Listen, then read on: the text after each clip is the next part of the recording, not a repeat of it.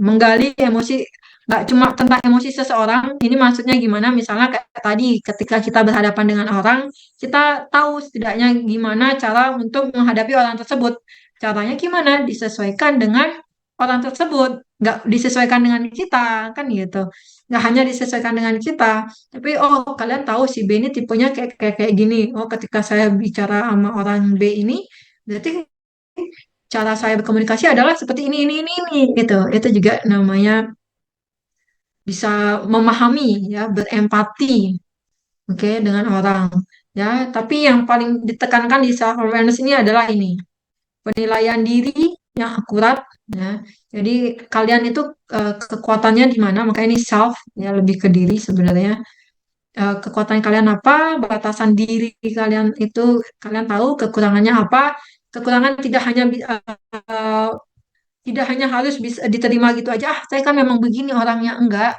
Tapi kan itu bisa dimaksimalkan, bisa dilatih untuk bisa ditingkatkan lagi gitu. Mungkin nggak harus selalu dirubah, nggak harus selalu ditingkatkan, tapi setidaknya kalian sadar akan kekurangan kalian dan mau untuk setidaknya sedikit berubah untuk hal itu kan akan lebih baik gitu. Jadi itu kompetensi untuk menjadi orang leader, orang yang lebih bijak lah kita ngomong ya, nggak harus em, ya leader itu harus memimpin dan segala nggak, kita bilang aja deh orang yang lebih bijak, leaders gitu kan. Leaders itu idealnya adalah orang yang lebih bijak, maka dia bisa memimpin dan segala macamnya ya. Terus gimana cara kalian meningkatkan rasa percaya diri kalian gitu kan, itu juga self awareness.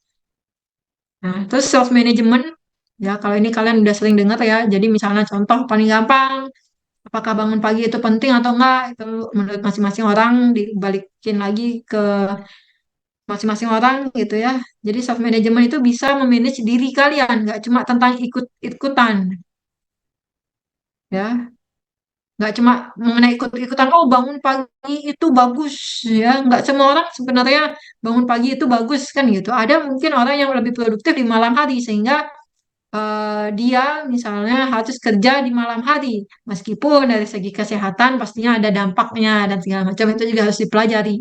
Nah itu juga bagian dari manage diri. Kan gitu. Itu lebih ke bagaimana kalian mengimprove diri kalian agar menjadi pribadi yang lebih baik. Itulah uh, kesimpulan dari self management. Oke, kalau social awareness ya hampir sama kayak tadi saya bilang, yang memahami emosional ini. Ya, jadi memahami emosi dan kebutuhan orang lain ya. Jadi di dunia ini nggak cuma tentang kalian. Jadi kalau kalian merasa memiliki ego yang sangat tinggi sekali ya, diturunin dikit dong, gitu kan egonya. Gitu kan, karena di hidup ini nggak cuma tentang kalian. Sama kayak kalau kalian nanti udah jadi leaders ya, yang benar itu nggak cuma kalian. Mentang-mentang kalian pemimpin bukan berarti 100% selalu benar ya. Makanya tadi kenapa emotional intelligence juga membuka ruang untuk berpendapat, karena kadang pun ketika kita sudah menjadi orang terpintar di lingkungan kita, itu kita juga bisa salah gitu contohnya gitu. Jadi social awareness selalu bisa berempati, memahami orang ya, memenuhi kebutuhan, nggak hanya tentang kepentingan diri kita sendiri, tapi juga kita memahami kepentingan orang lain ya. Setidaknya apa yang kita lakukan tidak merugikan orang lain, itulah. Kalau social skills ini saya rasa juga kalian udah paham, bagaimana berkomunikasi, bagaimana itu tadi maintain relationship gitu ya, hubungan dengan orang.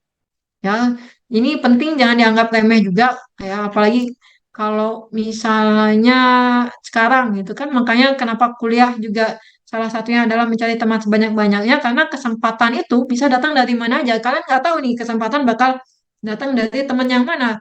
Bisa aja yang kalian anggap remeh dulu temannya, malah kesempatan paling banyak datang di teman tersebut.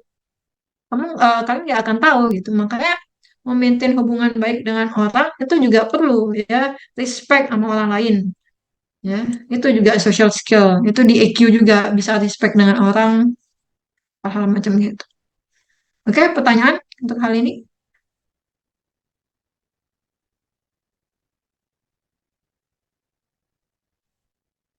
ada?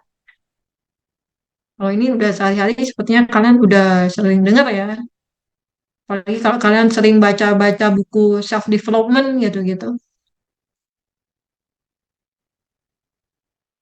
Kalau tidak ada, oke, kita sedikit berpikir dikit gitu ya. Masih nggak mikir-mikir banget. Ini tentang diri kalian, jadi latihan. Jadi nanti saya kirimin ini ke Monica, ya, eh, linknya. Bentar, saya kirimnya sekarang.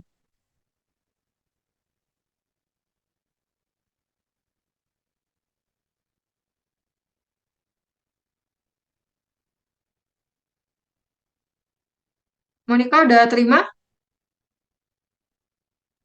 Sudah, Ibu. Udah ya. Nah, jadi tugasnya eh, dikit aja. Jadi analisis kelebihan dan kekurangan diri kalian minimal tiga solusi yang terpikirkan. Nah, dari kelebihan dan kekurangan, terutama kekurangan itu solusinya apa berdasarkan konsep ini, governance emotional competitive leaders. Jadi berdasarkan konsep yang ini. Oke? Itu dikerjain karena nggak banyak ya.